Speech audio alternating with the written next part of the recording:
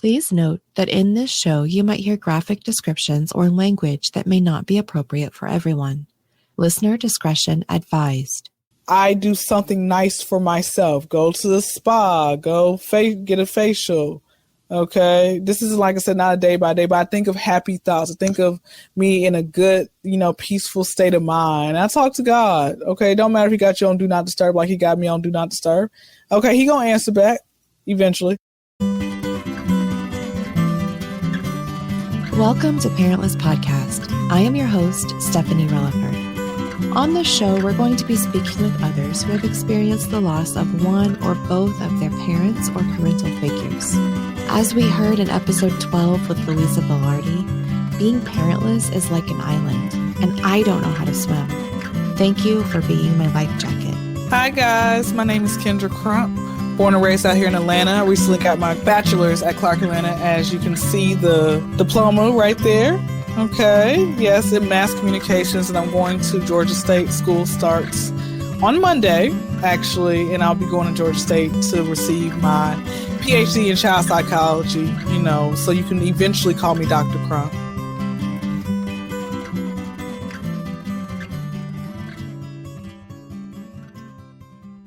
Why are we here? Who is your person?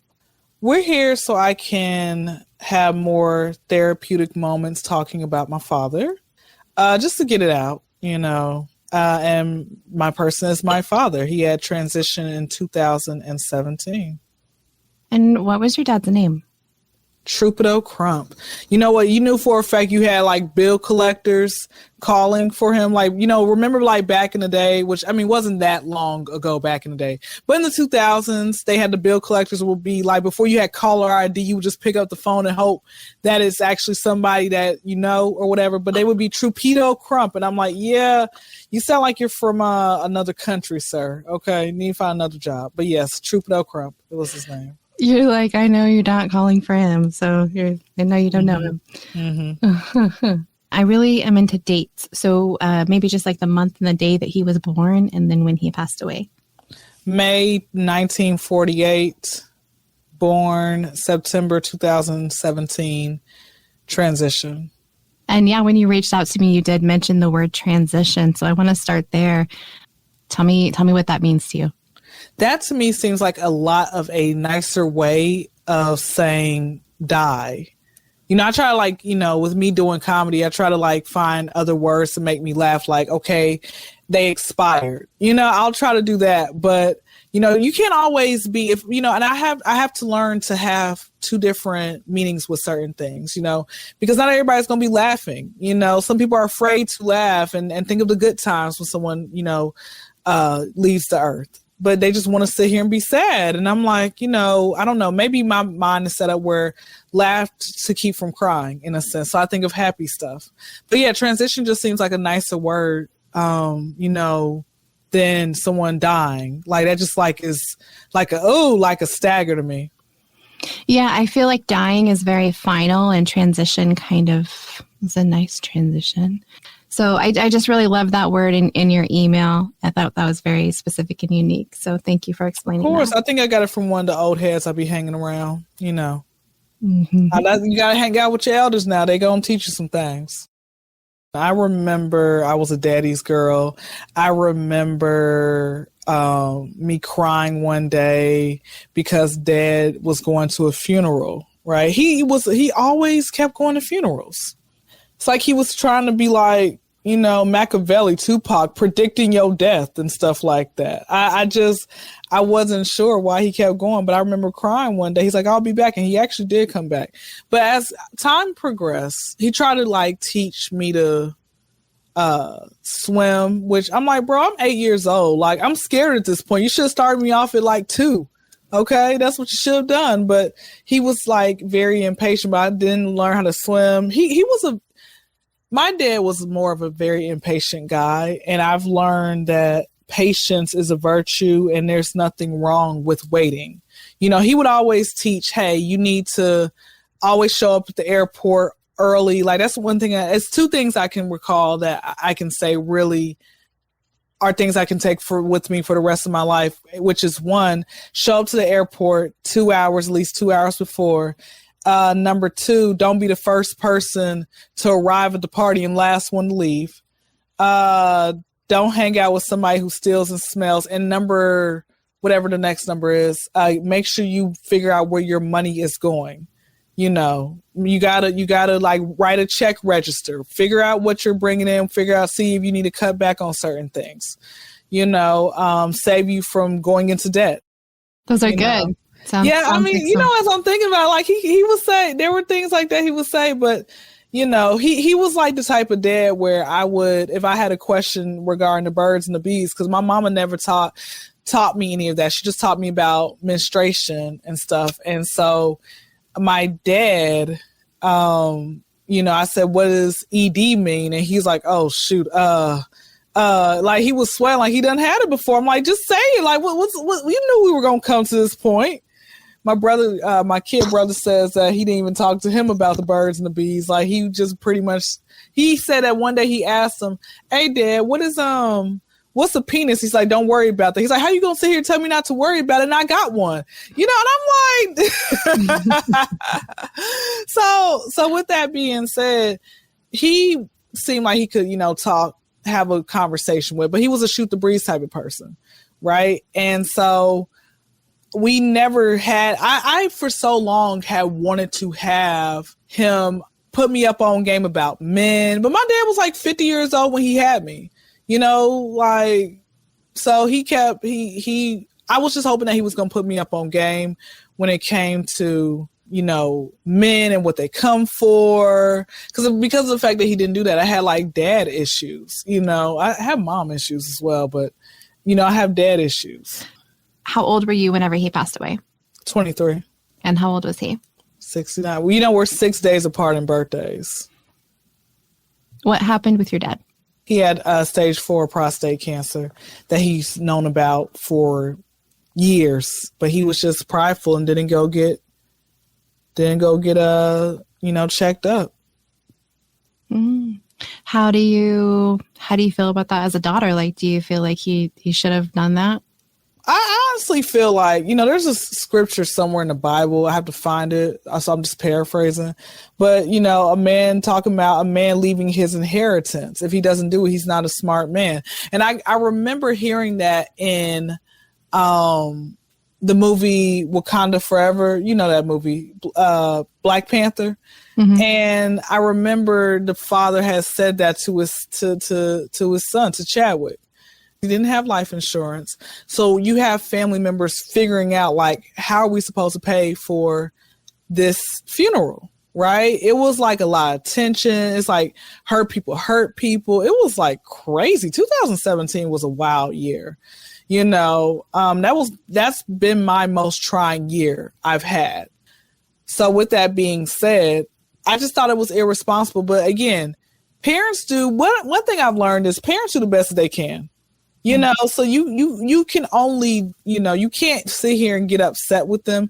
You have to learn to forgive them. Yeah. Even though me and even with my mother, even though we don't have the best relationship at times, I've learned to keep, that level of forgiveness, Father, forgive them for they know not what they do.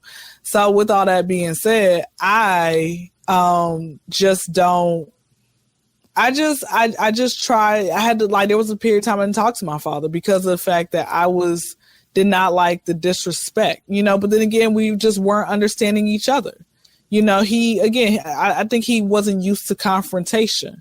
So it's like, the thing about it is he didn't speak a lot except when he was mad. That's how he was. And it just kept coming out.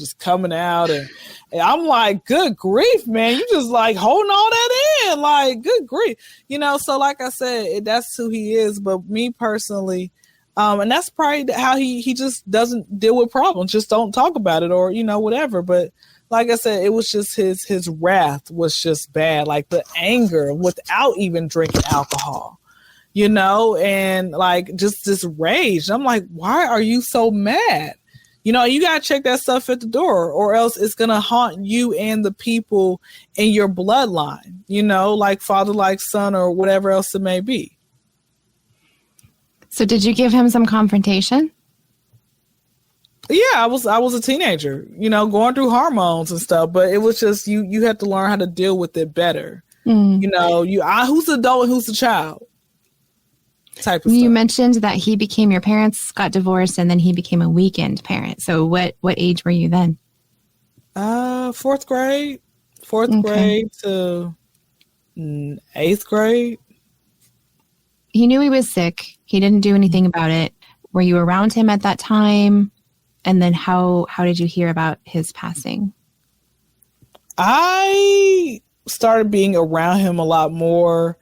Like a year later, I'm like, wow, the cancer just was eating through his body. He just was looking bad. And I remember reading about it, accidentally stumbling upon reading about it. And I just remember I just had lost, felt sick. And I said, okay, that doesn't, mean anything. Like in my mind, like we're going to get through this. Everything's gonna, that's just a report. It doesn't mean anything to me. Like it's we're going to beat this in my mind. And so my siblings all came to a meeting we had at a restaurant. And I remember them announcing he has cancer. And my stomach just went back to like, lost the appetite again, all that type of stuff. And I said, okay. I didn't tell nobody. I wasn't telling nobody. I just felt like, because I didn't want nobody to be like, okay, the fake checking up on me. I was afraid of losing friends behind this, right? Certain people I remember, because he had a surgery before, a triple bypass surgery. He didn't take care of himself. He was addicted to food at one point, but I just remember being, and like the passing actually the next day, because my mom tried to stay up and wait for me, but I didn't get home till like 1:30 that morning or so. And I just had a message from my aunt, and she says, "I'm so sorry to hear about your dad." And I said, "Oh, it's okay. He's pretty good. He's in hospice right now.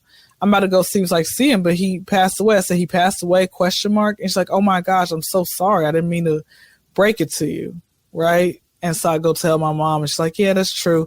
And I remember this particular Saturday, I was going everywhere. Like I had like this was my second Saturday in a year where I'd had 4 parties to attend, And I remember saying, okay, my mom's like, "You gonna be okay? You wanna leave school?" And I'm like, "No, Mom, I don't want to leave school." I said, I can still fight through it, because last thing he wants is for me to be in the corner collecting dust. People who just don't go outside, and it's like they just you don't like, at some point you had to pick yourself up and be like, hey, this is not what they wanted me to do.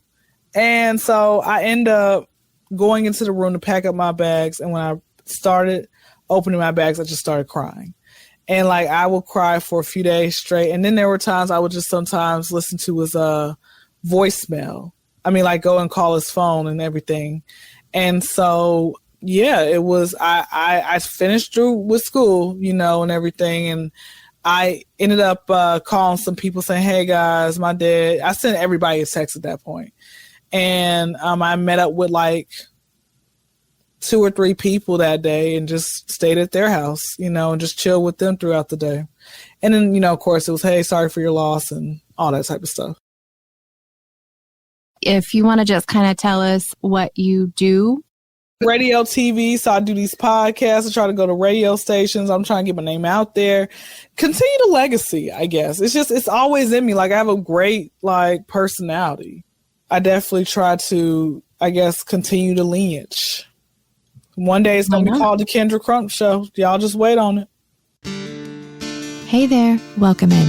I want to let you in on this idea that I heard about when I sat down with Tim Harris from Grieving is Breathing. Tim said, "Hey, Stephanie, I have this idea." And I said, "Hey, Tim, what is your idea? Please tell me." He said, "Stephanie, it is my goal for 2022 to bring at least one person free therapy for 1 year." And as soon as I heard that, I said, "Tim, I am in. Tell me, what can I do? How do we work on this goal together?" Tim said that people can visit the website, www.grievingisbreathing.com. You can play around there, explore, see what's there. But if you want to help with the specific goal of getting one person free therapy for 1 year, you can find the donate tab and you can click that. Also remember, the word of mouth is a powerful thing. You can reach Timothy Harris at grievingIsBreathing@gmail.com. Also on Facebook and Instagram of the same name. Let's help Tim pay it forward. Parentless Podcast is available on many podcast platforms, including Spotify, Spreaker, Apple, Google Play, and Amazon, just to name a few. If you've enjoyed what you've heard, please consider sharing the show with a friend or rating and reviewing wherever you're listening right now. This will help get the word out about the show, and if one person can be helped by listening to someone's story found here, that is amazing. If you would like to help support the show, view extra content, and hear about special projects happening with Parentless Podcast, please visit www.patreon.com/parentlesspodcast. You have it right on your Instagram. And when we talk about Instagram, why don't you just tell us what your Instagram is now? The Kyndra Crump Show. So the is in the KYNDRACRUMPSHOW. Very good. And, okay. It's not going to let me pull up. What do you, you're Christian, right? I'm more spiritual these days. But I still believe I say Yeshua instead of Jesus, or I'll say Jesus. But religion bounds people to stupidity. Okay, let's just keep it all the way real, right? And so I make sure to just do what works for me. Okay, just because, praying and fasting might work for one person, everybody probably should not do that. Do what works for you. Quit sitting here and saying, oh, you talk about God, but then you talk about sex next. Like, guys, I'm still human, okay? But yeah, so I'm spiritual these days. Do you believe in signs? Signs, like that was a sign, like three things coming through. No, I don't really believe any of that, because ain't none of that ever happened to me. I just think I don't at all. I don't know. I just think people just put like too much hype into certain, I think with certain people's lives, that type of stuff that they say with that saying, it applies to them because it's happened to them. Everybody's life path is different. There might be things that you have had that I want that may never come to me, and then vice versa. So no, I don't believe in the signs. I used to blow out on candles and dandelions and 3-4-leaf clovers and stay away from black cats. And I'm like, bro, all this is just a bunch of BS. It doesn't work. What did your dad do for work? He was vice president of Sony and Warner Brother Records. And during that time, were you... So when I look at TV shows that I've watched and some of the industry type things, I just imagine that to be a pretty big life for you. Were you kind of involved in that at all? Or at the very end when he was retiring, I'm like, this is bull crap. How come Michael Jackson was at my house but I wasn't born? It's stuff like that. How come Tupac, y'all went and smoked a big doobie outside in '88 but I wasn't born? Child, a lot of the stuff that I was trying to go through and everything else like that, I didn't get a chance to make it happen. Well, so those were stories that you must have heard over the years. So do you have any of those types of stories that you want to share that you just stick out that he would tell? No, he didn't. He kept certain things to himself. Except that he chauffeured this person around oh, that's so cool. You with celebrities. This is what he would tell me. Do not get excited about celebrities. And again, this doesn't have anything to do with the industry type, or kind of in a way, but not really answering your question, but trying to think of something that he said that was profound in that era. But he said to me, stop getting so excited over celebrities. They're regular people. They get sick like you do. They still have to, they get upset. They cry. They're regular people. They don't sit here and get, so he would tell me that. And I said to him, okay, and I didn't really realize it was true until I started kind of working around the industry with celebrities, so that's the most profound thing that he, said. And so you mentioned that you're trying to kind of carry his legacy on, and it's your dream to have what, a TV show? My own radio and television show called The Kyndra Crump Show. you're already making it. I'm trying. It's been a battle, y'all. It's been a battle, but I'm almost there. What is your from the comedians that I've talked to, they're kind of, the ones that have some of the best stories to tell, and you've gone through a lot of stuff, and that's kind of like you said, you'd rather laugh than cry. Of course. Is there like one thing in your life that do you feel like kind of brought you to the comedian world? Yeah, kids told me I was funny, and it's 3 things that don't lie: children, a drunk man, and leggings.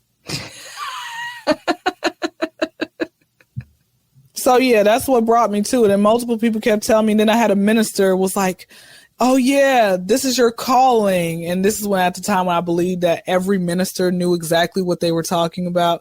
And I'm like, yeah, no, it's not. Like, I felt like it really wasn't my calling. I just did it. I was thinking my calling was to be a basketball wife or a football wife. I'm still, out here in these streets single. You're not that old, right? So, but like, I still have to, part of me is like, oh my goodness, I'm like close to 30. And then I have to realize, like, hey, listen, it's going to be okay. It's going to be okay. So it's always a battle in my mind. I wish I could have started doing stand-up and everything like when I was 18, but mentally I wasn't there. I didn't grow up that fast. I had to learn along the way. So I'm glad it didn't happen when I was 18. How old were you when you started? I jumped on Snapchat 2016, so I was like 22. Okay. 21. Yeah, 21, 22. Okay. And you mentioned you may use the word expired and things. So do you then talk about dead parents in your shows? No, I talk about like myself. I was saying like, going to a funeral. I said, I'm like, I don't understand why we got to pay, to die. Best thing to do, y'all need to go ahead and bury the body in endangered plants, okay? Because it's illegal to like dig anything up. If you want to know some more things about gardening, holla at your girl. Do you feel grief? Grief's kind of like a huge word in a huge community that we're now a part of. What's your biggest lesson that you've learned so far? I never got a chance to grieve over my father because of our relationship here on Earth. I still haven't because our relationship was cool, but it was a period of time I stopped talking to him, and I had to learn how to forgive him and everything else like that. But it's like, we reconciled before his passing, but he still was saying mean, nasty things to me. Like when he was on the sick bed and my mom said, Kyndra, he's sick. He doesn't mean no harm. Just forgive him.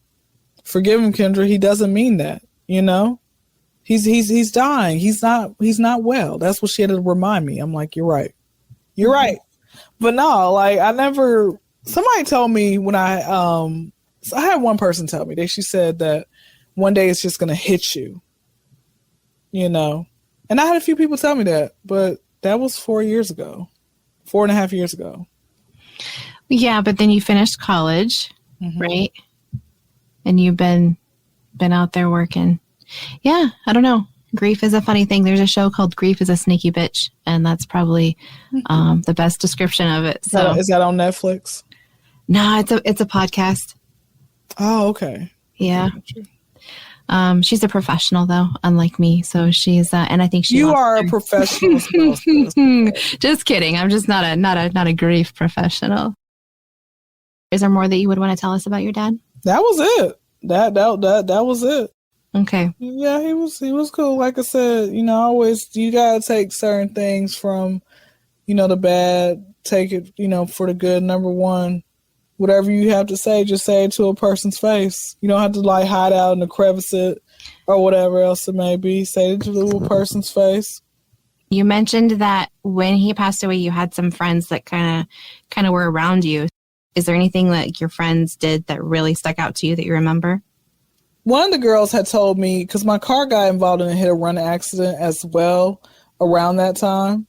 And one of the girls told me, she says, this would be a good time for you to ask for donations since your father had passed. So people are going to be more than willing to want to give to you. And I'm like, oh, okay, cool. So it was a blessing. Like you gotta take the good with the bad. Like, yeah, it's a sad day, but hey, my car got into a hit and run.